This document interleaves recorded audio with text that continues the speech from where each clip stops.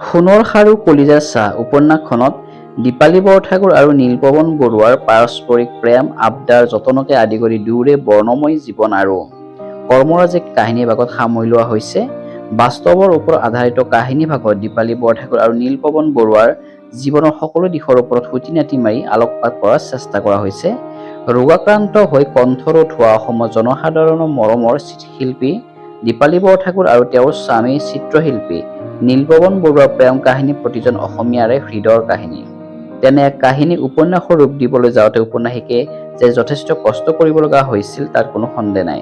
ঔপন্যাসিকৰ নিজৰ ভাষাত উপন্যাস লিখোঁতে গতিৰ তাড়নাত স্বাভাৱিকতে কিছু কল্পকাহিনী উপস্থাপন কৰা হৈছে। অৱশ্যে সেয়া এপাচি শাকৰ এটা জলকীয়াৰ দৰে।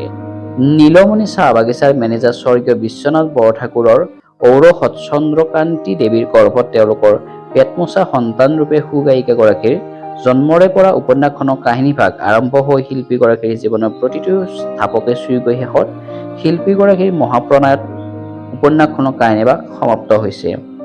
কপালত সুৰুজ জ্বলাই প্ৰস্তাৱনাৰে আৰম্ভ হোৱা উপন্যাসখনত শিল্পী দম্পতীৰ জীৱনগাথাৰ মুঠ ১৪টা অধ্যায়ত সামৰি লোৱা হৈছে। অৱশ্যে সামগ্ৰিকভাৱে উপন্যাসখনৰ কাহিনীভাগক দুটা ভাগত ভাগ কৰিব পৰা যায়।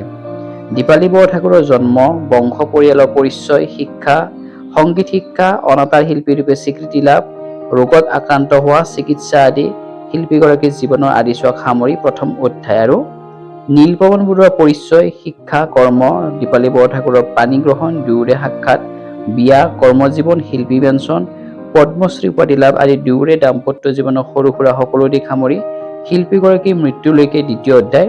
ঔপন্যাসিকে শিল্পী দম্পতীৰ জীৱনৰ ঘটনাক্ৰম আগবঢ়াই লৈ যাওঁতে চন তাৰিখ আদিবোৰৰ বৰ গুৰুত্ব সহকাৰে উল্লেখ কৰি গৈছে। যিসকলে এতিয়াও কিতাপখন সংগ্ৰহ কৰা নাই তেওঁলোকে ডেছক্ৰিপশ্যনত দিয়া এমাজনৰ লিংকত গৈ কিতাপখন সংগ্ৰহ কৰিব পাৰিব। ধন্যবাদ।